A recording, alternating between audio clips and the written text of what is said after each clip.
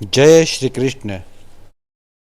स्पर्शान् कृत्वा बहिर्बाह्यान् चक्षुः च एव अंतरे भ्रुवोः प्राण अपानौ समौ कृत्वा नासाभ्यन्तरचारिणौ। यत् इंद्रिय मनोबुद्धिः मुनिः मोक्ष परायणः विगत इच्छा भय क्रोधो यह सदा मुक्त एव सः। समस्त इंद्रिय विषयों को बाहर करके, दृष्टि को भावों के मध्य में केंद्रित करके, प्राण तथा अपान वायु को नथनों के भीतर रोककर और इस तरह मन, इंद्रियों तथा बुद्धि को वश में करके जो मोक्ष को लक्ष्य बनाता है वह योगी इच्छा, भय तथा क्रोध से रहित हो जाता है। जो निरंतर इस अवस्था में रहता है वह अवश्य ही मुक्त है। श्री भगवान अर्जुन को यह शिक्षा देते हैं कि मनुष्य किस प्रकार अष्टांग योग का अभ्यास करके इस स्थिति को प्राप्त होता है।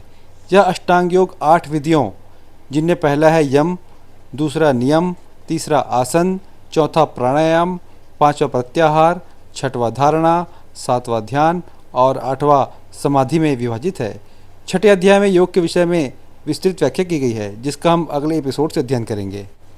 योग में प्रत्याहार विधि से शब्द, स्पर्श, रूप, स्वाद तथा गंध का निराकरण करना होता है और तब दृष्टि को दोनों भावों के बीच लाकर अध खुली पलकों से उसे नाक के अग्रभाग पर केंद्रित करना पड़ता है। आंखों को पूरी तरह बंद करने से कोई लाभ नहीं होता, क्योंकि तब सो जाने की संभावना बनी रहती है।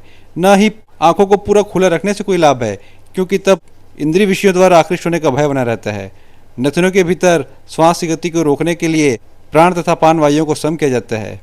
ऐसे योग अभ्यास से मनुष्य अपनी इंद्रियों के ऊपर नियंत्रण प्राप्त करता है, बाह्य इंद्रिय विषयों से दूर रहता है और अपनी मुक्ति की तैयारी करता है।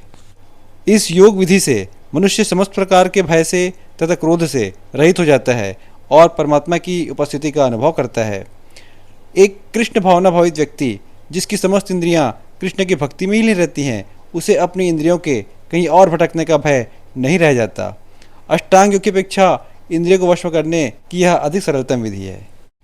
भोक्तारम यज्ञ तपसाम सरलोक महेश्वरम सुहृदम सर्वभूतानाम ज्ञात्वा माम शांतिम ऋच्छति।